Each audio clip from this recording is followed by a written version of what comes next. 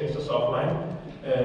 This controller is actually our technical controller to do like smaller proof of concepts, do internal testings, and so on. So that's actually all my colleagues' devices that are offline for the time being. So and then we have the access points that Thomas mentioned before.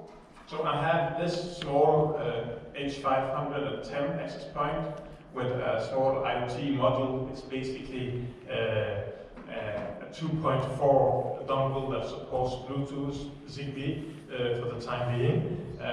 And soon during the summer we will also support Z-Wave on this USB dongle as well. But in the newer access points, this technology is embedded inside the access point. So we can turn it on and off if we want to use the different protocols. So we can see here that I have approximately 2 access points online on the system right now.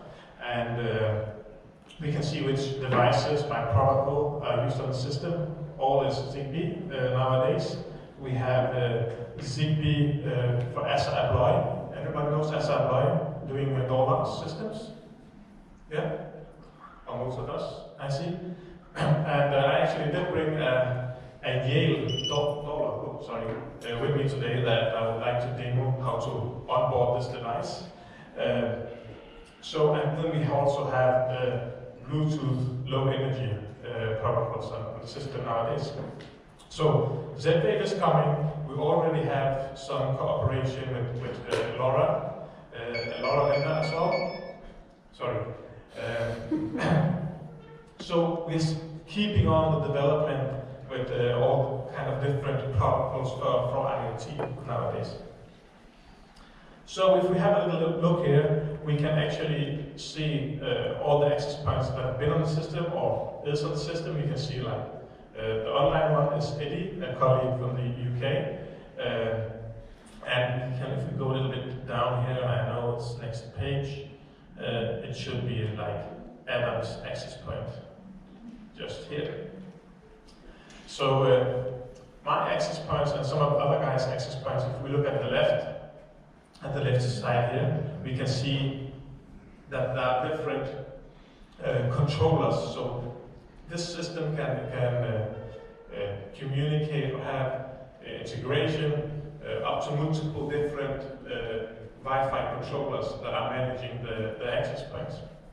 But everything we do with integration to sensors and management of, for example, different protocols, everything when it comes to IoT is managed from this platform, actually.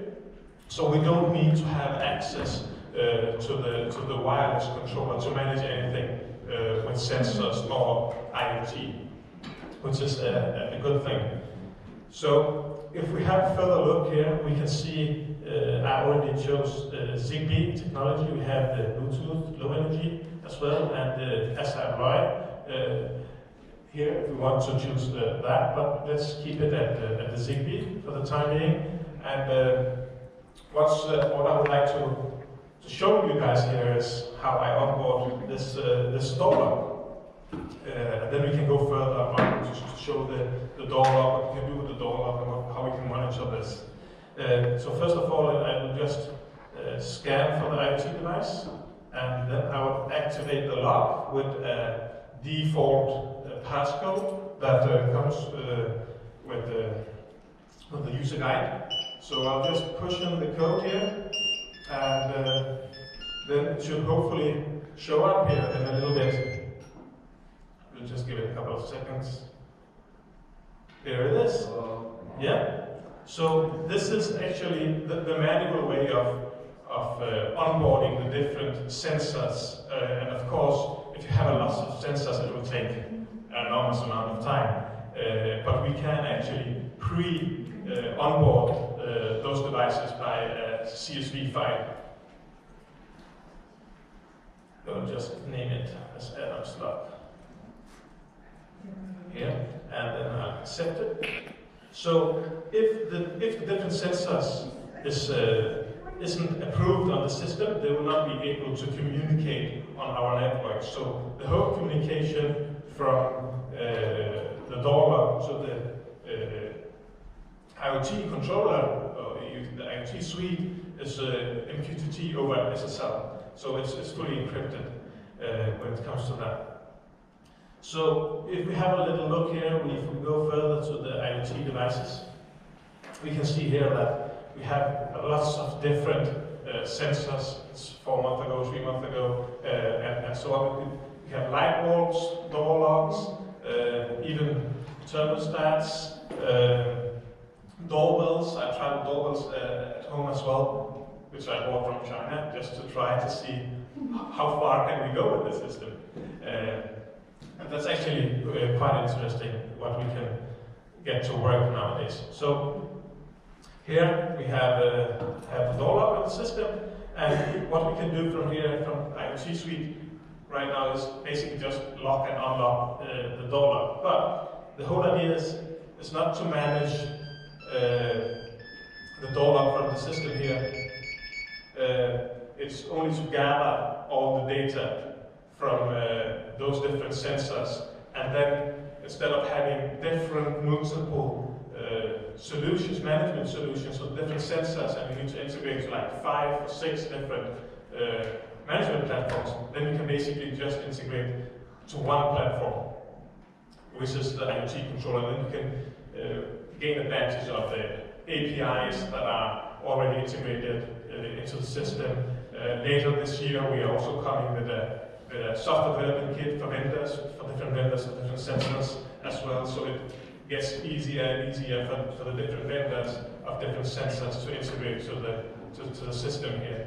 And what's very interesting is, for example, if we, like I told earlier, if we unlock the door, the light turns on, the heating system adapts to the unique user's needs, like I like 22 degrees inside, okay, so the air condition turns a little bit down so it gets warmer in the room, and so on, and so on. And it can be integrated to, for example, like today, this conference room has been booked for us.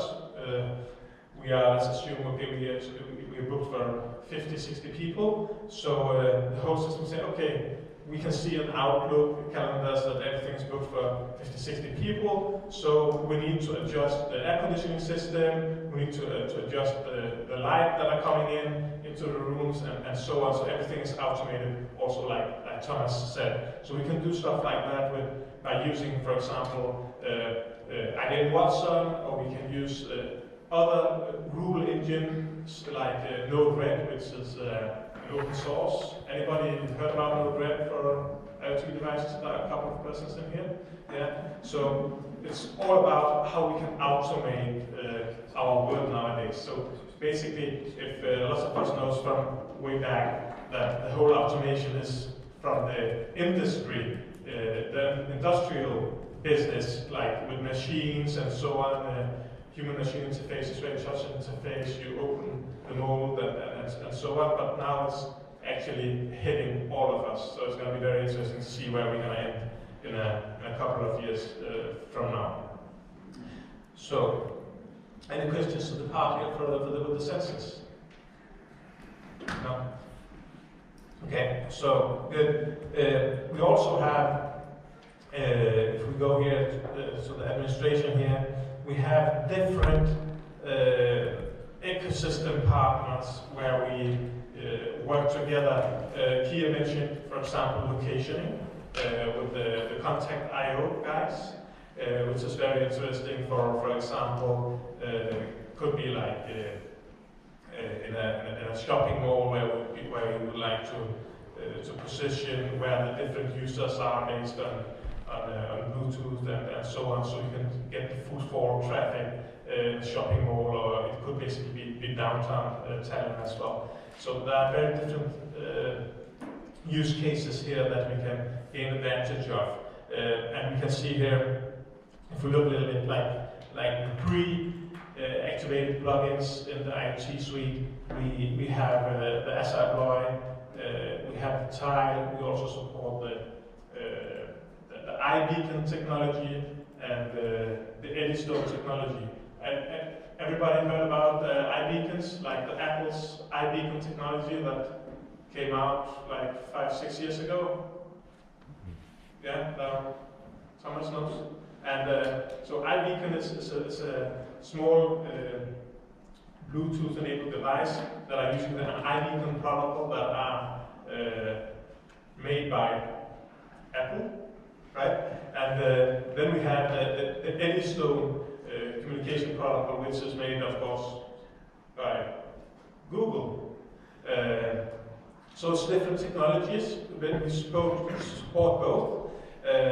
And when I look, for example, on the Chinese web pages or on Amazon, I always check if it's Eddystone or iBeacon supported, and then I try to order it and play with it on the systems.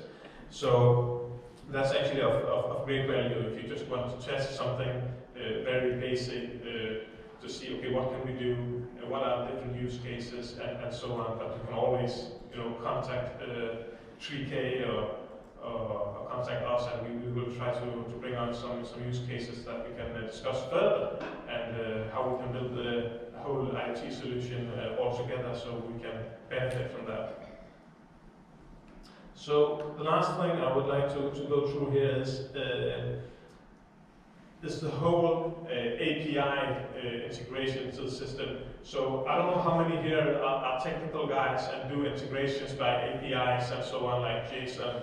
Are there any of you guys here that are technical? Yeah, okay, good. As well. Are you technical down there? I thought you were a sales guy. Anyway, yeah. Well, I know you know lots of stuff, Frank, but so we have this API documentation here, which is so well elaborated into how we can do the different API calls into the system. You can see here, this is an example to get an authorization key, and everything is documented here. But we also have examples. We have examples in our possession where to help you guys to get up and run in a very short time with the APIs to different systems. If you would like to automate everything, so just reach out and we can help you guys with all those things. Good. Any questions? I have a question about this IT controller. Yeah. Is that virtual software-based cloud? Yes, it's basically right now it's virtualized. It's a virtual instance on VMware for the time being, or Hyper-V. Yeah, but I mean that when Google provides IoT controller, is that some cloud-based service, or does it need in-house some hardware? Yeah, you will need some hardware in-house. You will need to have the iron or the server to do it, and also have a hypervisor to install it on. It comes like an OVA file that you need to deploy. Yeah. It can be cloud services as well. Yeah, you can install it on clouds, of course you can. Mm-hmm. Of course you can, yeah. Okay. But it's not like subscription based. It's not from our side. We are just delivering the virtualized image. So if you install it on Google or Amazon or wherever you want, you can. Yeah, right. Okay. Yeah. Absolutely. Anyone else? Come on. Yeah, I just want to ask a little ad. You will explain how the world solution will just differ from many current systems where I have some home automation controller. I can also control it with Wi-Fi, and mostly there are tens of different devices connected to the automation controller, and what I see, I can't do anything with those controller devices behind controller, because devices are totally under control of this controller when I connect. So it's just explain how it is, how the world is changing here. What is the difference? Thank you, Thomas. So yeah, we of course the system here is evolving. It goes quite fast as well. So if we go back like only like 3-4 months, we wasn't supporting lots of Zigbee devices, for example. But now we already support, I would say, 80% of all Zigbee devices out there. That's also includes like if anybody have, for example, Philips Hue. yeah, or IKEA's wireless light bulbs as well. That's also supported in the system. So it's definitely evolving there to support more and more systems. But of course, the systems that we don't support, if those systems have like an API, for example, we can actually get the API from the IoT controller and the API from the third-party system and integrate those by using, for example, Node-RED. We can do that to make that whole automation to work together. But when it comes to the future, as I said earlier, we will also be supporting the Z-Wave. And when we talk, for example, about Z-Wave technology can mesh with each other, so we can cover a bigger area where we haven't or we doesn't have any wireless access points. So the Z-Wave devices can talk to each other, and that way we will be supporting more and more devices. Yeah. Good, Thomas? Yes. Yeah. And also, the main thing is that you can do the cloud integration intelligence in-house. You can need to buy it from internet operator or from how to say. No need to buy a certain controller where you can turn the heating on, which is for me very old-fashioned thing, that you go home and you have some kind of system. For me the systems go into something that you have all data somewhere moving openly, so you can put new intelligence, new systems to interact with the data with the controllers. That's a system. Or you can buy new systems from internet, from applications. but what's interesting here is only to have one platform, of course, to manage all those devices and to interact with all those devices. Yeah. I know that we have one question on that. Well, I have something for that, so it's Michael, I'll talk later. But I think it looks very important what we are doing. So like, it's been a nightmare to connect the IoT devices to the cloud, because you always need to buy a controller, which you can't